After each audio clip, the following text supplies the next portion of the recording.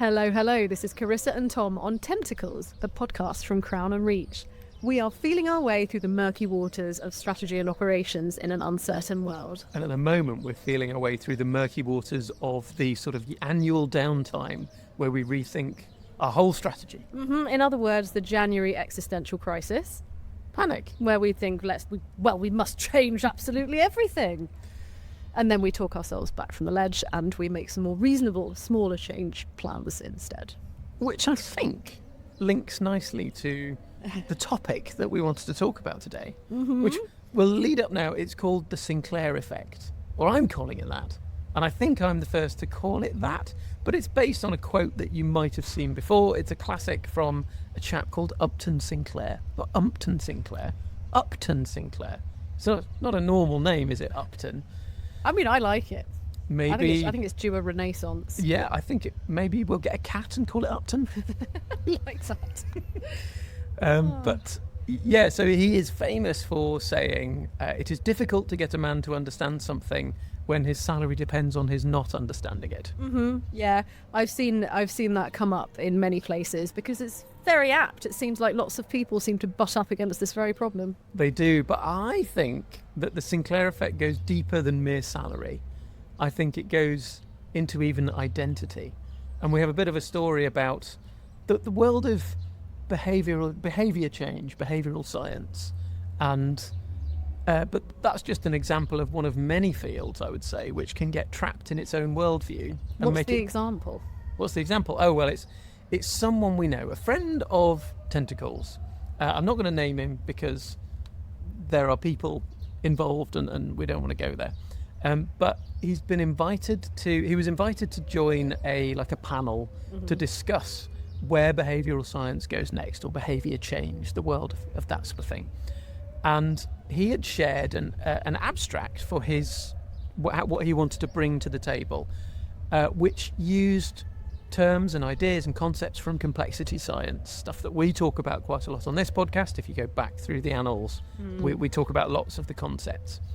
And the initial feedback that he got was, we don't understand. So the thing that he'd written that he was excited to talk about, people were just, it was kind of a hitting a brick wall. Yeah. And so then what he'd done was get help from our little chat GPT type friends to rewrite it in language that was more accessible to everyone. And then he shared it with a bunch of complexity wonk types in the good old Cynefin Slack. And people gave some good feedback. And I thought there were some interesting angles that were shared that were worth sharing here as well. Okay, and this is new to me, so I'm on tenterhooks. Yeah. So, I mean, the first thing that was obvious was the rewriting made it much more accessible for anyone to understand. But then friends of Tentacles, Jen Brizelli and Carl Godby, it's worth looking them up on YouTube because they're doing some really nice conversations about the sort of work that we do, the sort of work that they do as well, operating using complexities type principles, but in organisations that don't necessarily know all of that or want to know all of that. And it's a nice exploration. Nice and more clandestine kind of under the radar type work. Oh yeah. Nice, we like that.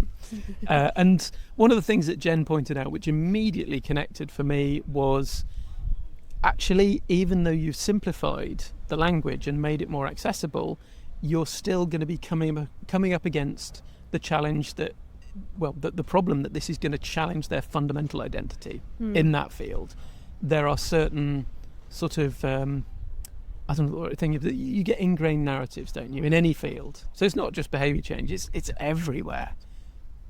A field naturally develops practices that tend to work, and over time they tend to get a bit calcified. And then anything that becomes, any ideas that are a challenge to those concepts are automatically then difficult to understand. I'm putting that in big inverted commas. Right. Well, we've experienced this ourselves in a lot of, the sort of things that we offer to companies meets a lot of resistance from certain disciplines. Yeah. Whereas other disciplines are much more open to it. Yeah. And it's like you said, it's kind of, is it threatening someone's identity or not? Do they have a calcified way of doing things that they are very attached to? Or is it something that they can, feel free to play with, and it's not going to be the end of the world for them? Yeah, that's exactly it. And I've seen this, especially when you come to the world of this complexity science stuff. It's actually, conceptually, it's not that hard to understand. What it is very difficult to accept. The conclusions or the implications are like really difficult to accept, because they often mean that a bunch of stuff that you are doing or that you're banking on is flawed. Right. So what you're saying is that on the surface the feedback is we don't understand it, but the subtext is we don't want it.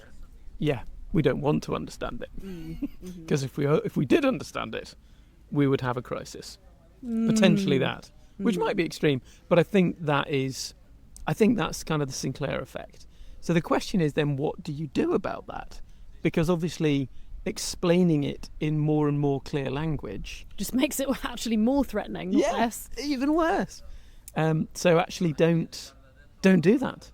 That might be the answer. Don't do that, but do what? Do what? Well, enter Kyle Godby, who then shared that what he has done with, what he's done that does work really well is create an experience for people which doesn't feel different from what they normally do, but subtly creates an experience of what the reality is, that the reality of complexity, the reality of we're actually seeing things in different ways, the reality of we can't control certain emergent properties. Right. So rather than trying to explain it, you show it to them. You help them see it for themselves. Exactly. And then, sure enough, you might not actually change their mind or get them to accept everything, but you have done what you can do to open a crack in the door, potentially. Right. I mean, it reminds us of one of our methods, which is pivot triggers, where the whole point of that is just to crack open the door to the idea that what somebody's planning to do might not work out the way they think it's going to, right? Yeah. Which to some people is just a very alien concept. But you help them kind of reach that conclusion by themselves, that actually, it's possible that things won't go that way, and we need to have a plan for what to do if that is the case. Yeah. So it reminds me of that. Yeah, that's exactly it. And then I'd say a lot of our methods have evolved into being exactly this type of thing. There's very little theory that we lead with. Instead, it tends to be activities which end up with you not being able to unsee certain realities. Right. And do we know more about what this experiential process looks like? Well, the one that Kyle mentioned that I think was really interesting was he was working with a group of execs who were looking at some, there's like employee feedback questionnaires that go out. Good Lord, yes. Employee engagement things. Yeah. And so they're all there looking at this data, and obviously we're data driven, we see the data, it's obvious what it means, right? Except what he did was say, each person pick the top 4 insights that you think are most critical from this data and plot them on a graph that shows how they relate to one another. And then they all showed everybody else what they plotted, at which point everyone was like, WTF. Everybody had plotted different things, different insights in different places with different meanings. Nice, yeah, great way to kind of expose the messy reality of people seeing things differently. Exactly. And then, what happened after that? Well, he didn't go into detail about that. But, I mean, what happens after that? The important thing, I think, if you are working in this sort of world, is that we don't get to control that either. No, exactly. You have to kind of let people figure it out for themselves. But it's always interesting to hear how things play out. It is, yeah. When that's possible. Yeah, and to be honest, what I've seen often, I think what we see with clients sometimes is, to begin with at least, they double down on what they wanted to do anyway. But this seed has been sown. They've seen this thing that they can't unsee. And so over time, you tend to see a shift, and you tend to see a different way of approaching things. And what you'll often see is that a month later, suddenly they turn out to be doing something different than they were doing a month before. Right. But there's never a come to Jesus moment where they admit they were wrong. I love that phrase. Oh my goodness. come to Jesus moment. No, it's allowing them to change their own mind over time if they want to, based on the new information that they've received. Right? And nobody has to lose face. So there's never any like told you so. You never make people write down what they have now concluded differently after the process. The kiss of death. Oh my goodness. Yeah. What's all of this got to do with Caroline Winkler? So when we never really plan these chats in any amount of detail, but I do know that we wanted to recommend a video by an interior designer, which it's a good example of repackaging something in a way that someone is more able to do something with it. So make it more palatable, isn't it? And it's more practical. Is it worth talking about this video? I think so. Okay. I think it was really fun, and we've watched a bunch of her videos. She's a very funny lady. Very funny lady. Some of them are a bit, Mm-hmm. but this particular one was amazing. We'll have to find it and link it.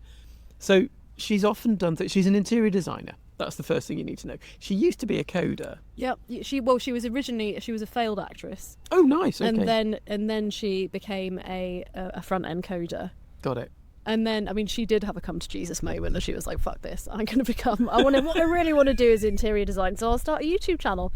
And I mean, props to her. She's one of those people who sort of celebrates how rubbish her stuff was to begin with. She actually critiques, I think, her first video that she put up. Oh, that's fun. And so she kind of looks at what she'd do differently now, and it's all very endearing and quite funny. Yeah, she's good. Certainly.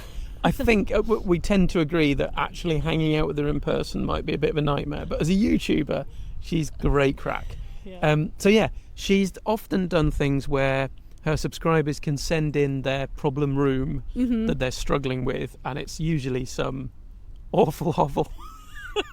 It's been a huge range of things. I mean, the most interesting one that I can remember was actually, it was someone in Ukraine. That was amazing. That was a really interesting one. But so there's a wide range of kind of problem spaces, like an actual physical problem space. Yeah. Oh, nice. and then she'll kind of, cast her expert eye over how to make it work better. And these episodes have been, it tends to be kind of top to bottom. Change everything possible, paint everything. Complete transformation, isn't it? Get rid of all that furniture. Change as much hardware as you can. Yeah. Right? And it is a kind of, it makes for great viewing because, it's full kind of transformation. And she does some endearingly kind of crap AI kind of mock-ups of what the room will look like with these changes. It's like botched Photoshop, isn't it? Yes. It's really fun. Yeah, it's all part of the deal. It's great. But I think she recently kind of came to the realisation that most often people don't do anything because the wholesale transformation is such a big project and would take so much time and probably quite a lot of money that it just feels overwhelming to people and kind of threatening, right? Like you'd have to suddenly become a different person in order to make all these changes, right? It's kind of beyond you. Got to throw out all these possessions that you care about, all these ways of having your life be arranged in the room. It sounds familiar, doesn't it? You've got to throw out all of your practices.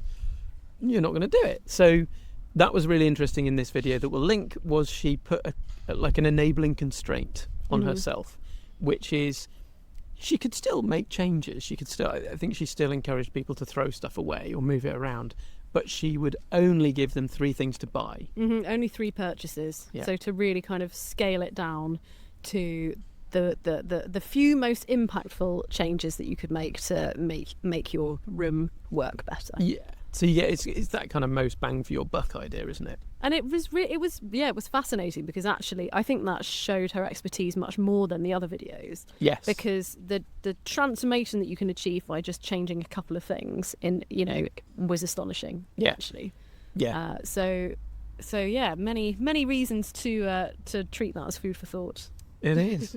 And that links very nicely with this, doesn't it? Because when we're thinking about this Sinclair effect and getting the most bang for your buck when working with colleagues or working with clients, whatever you're doing, how can you do one small exercise or put one idea in there which then can start to shift the landscape in general. And where it just is so constrained that it can't possibly come across as threatening. Yeah. Because you're leaving so much of that person's job / life kind of untouched. Yeah. And making it feel really manageable as well as not threatening. Yeah. So they're just more likely to be able to do something about it practically as well as emotionally. Yeah, I wonder if we can think of an example. I can think of lots of examples from the past where I tried to lead with the theory and got precisely 10/50ths of nowhere at all. Can you think of examples like that?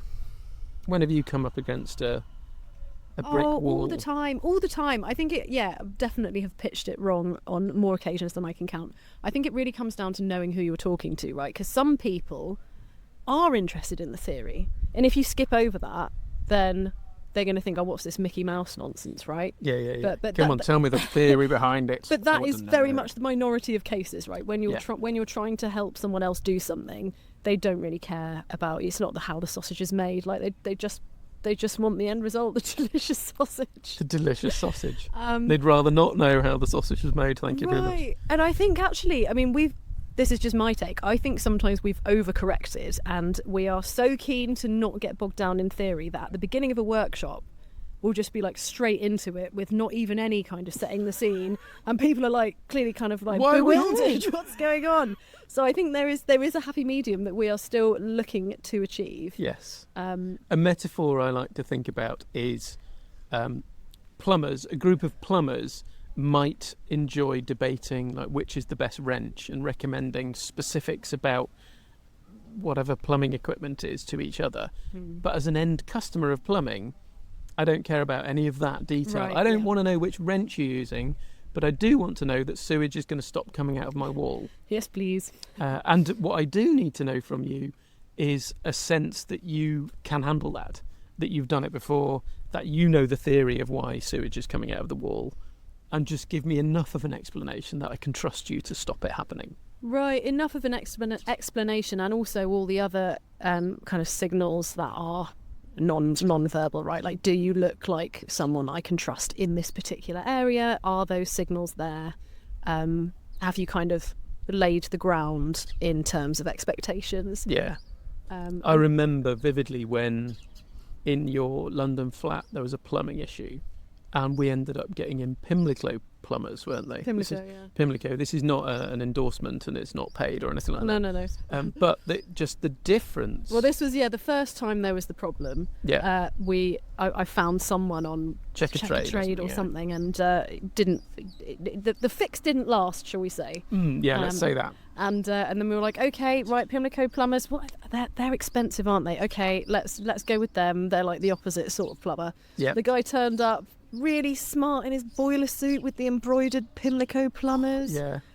And just exuded like knowledge and confidence and competence, and so that was a good example actually. Yeah. And then he backed it up by actually fixing it properly and explaining why the previous version had been such a failure and why you shouldn't do it like that, but all in language that we could understand without knowing the details. It was exactly the right amount of explanation. Yeah. Not too much. And then he solved it, sorted it. Nice. As far as we know to this day.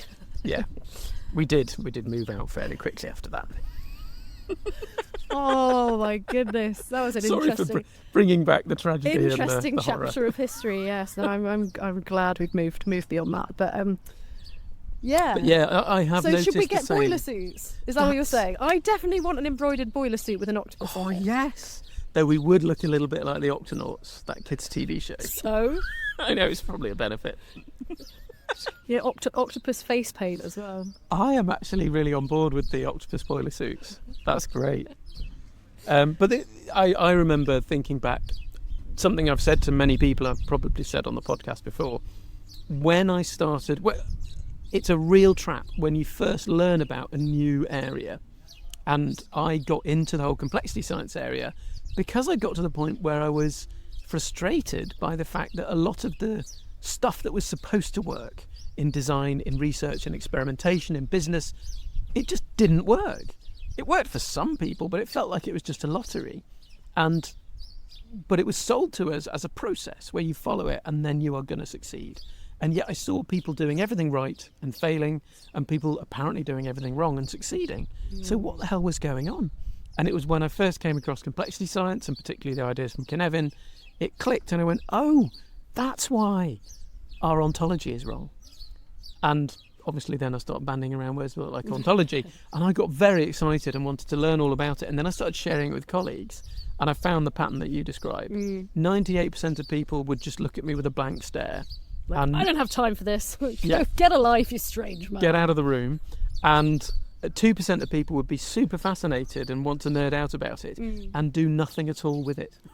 Right, that's the dilemma, isn't it? The people who want to nerd out about it and not the people who are gonna, pay you for your work. Basically, Exactly. they're probably not the people who are going to be your customers. Exactly. So it took me a long time to get over this, and it probably takes a lot of people a long time to get over it, because you are excited about it when you are new, and you also probably don't know it well enough, you haven't played with it enough yourself to be able to confidently guide other people through without the theory. Does that make sense? Like I couldn't create good workshop experiences yet because I was only a year or two in, and Right, I and was you still kind of- figuring it out for myself. And you needed the theory as an anchor. Yeah, Right, yeah, to feel like you knew what you were doing. exactly. And often what the theory led to is, well, what we're doing right now can't work, but I don't know what to do instead. And that doesn't make you any friends on the C-suite. Oh, and so where have we got to now that we don't do as much of that? So where we got to now, I think now we will lead with action type methods where the trick is you give people what they want, but you do it in such a way that they accidentally get some other stuff as well, the stuff that helps shift things over time. But you can't just not give people what they want. Yeah, Then you're a blocker. Yeah, you're a blocker, and I think there's a risk of sounding always very kind of snotty and condescending. Like, well, people don't know what they want. We know what they need, and they should just have what we want to give them. It always sounds. It's very hard to talk about, but I know what you mean. Like people Because I'm come trying to you. say that we do the opposite of that. You know what I mean? Well, Because no, we do give people what they want. but what you're or saying they say they want. We do give people what we say, but you're also saying, and I think it's true, we give them something else as well, which might not be what they realise that they need, but actually they're going to get value out of. They're going to, at some point, they're going to realise, okay, this is actually more valuable than the other stuff that we thought that was the brief, but actually this other stuff is really, this is changing our direction for the better. Yeah. Then that does happen. It's very hard to it's hard to have a conversation about it without sounding really know-it-all.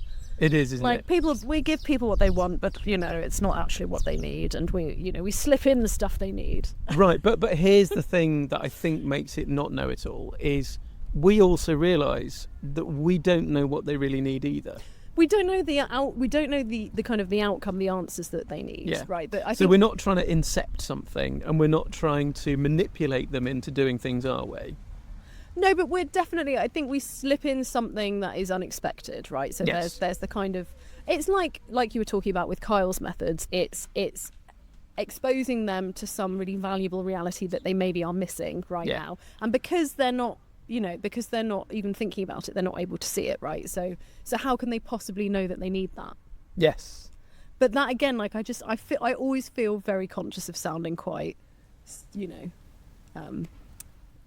I know what you mean. Do you know what I mean? Yeah. Oh, I know exactly what you mean. And I definitely don't want to sound like that because, well, here's the thing. We know we're also missing a ton of stuff all the time. And it's one of the biggest questions we ask each other all the time, isn't it? Is what are we missing here? Right. Yeah. How are we wrong about this? What do we need to see differently so that we can make progress better? Mm-hmm.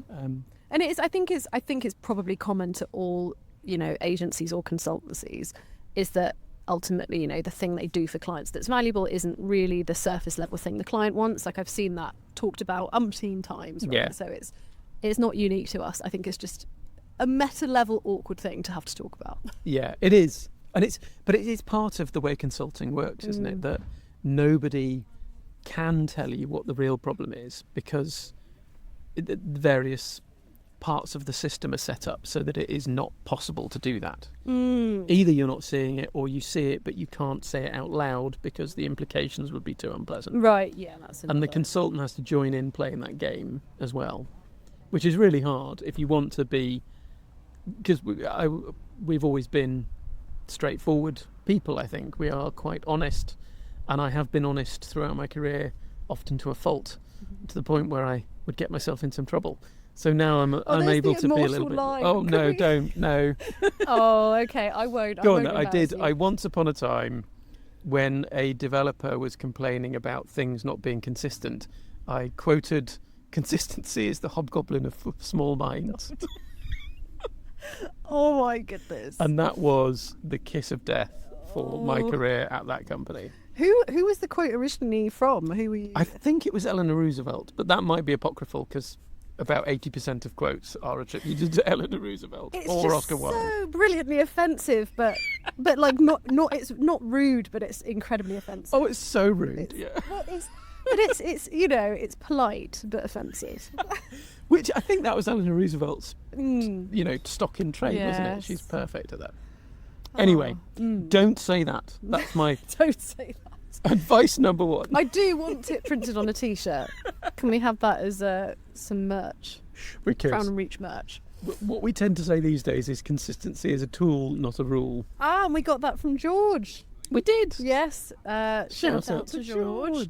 It's a good one. If it rhymes, it's good. isn't it? Yes, it Rule, definitely rule works. number one.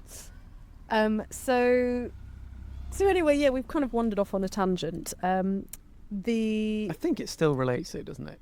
We're back to the Sinclair Effect then. I think it's relevant as well because if you sound know-it-all, then that obviously is threatening to people as well. Like, so if it's kind of a like an orthogonal problem to this. If you talk about something really clearly and it feels threatening to someone, that's not good. And if you are talking to someone and you're saying, well, actually, you think you need this, but actually we think you need that, that's not going to go down well either. Right? Yeah. That is extra threatening.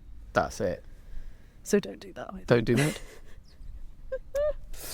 Which I think, there you go. There So we what go. do you do instead? What do you do instead? And I think then I remember reminded of that wonderful Venkatesh Rao piece about don't plant flags, open portals. Open portals, yes. And so I think the secret to it not being, not triggering the Sinclair effect and not being like manipulative or know-it-all is you stand next to the person who's got the problem and you validate their perspective on the problem because they're right. You know that for a fact. They are right about the problem and also wrong in ways. But your perspective is right and also wrong in different ways. But because they're the person paying the bills, I think the way he puts it is nicely. They're the person paying the bills, so their perspective is uniquely righteous. That's the one that ultimately is going to that people are going to align around because they've got the power. Right. So you might as well stand with them and look through, and then what you do is rather than trying to persuade them that your perspective is better, you stick with their perspective, but you bring your methods to help them jam, and you jam with them about how they could shift something slightly small. Limit yourself to one small intervention or buy three things. Right, to change the totally. room. So what you're saying is you kind of got to let go of your own like precious attachments to whatever you hold dear, like whether it's complexity or like whatever else it might be. Like I'm a person who does X. Well, actually, someone else might see it slightly differently, even though you might be doing the same stuff. They might call it something different. Right. If that's a hill that you want to die on, you're not going to get their business because you're not talking their language. Exactly. So be careful about which hills you put a flag on. Exactly. We solve alignment problems, but the CEO says, well, I don't have an alignment problem. I've got an execution problem. You go, well, that's actually the same thing, but they don't agree, so you don't get the business.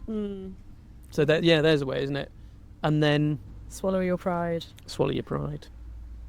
With that, I think we're done.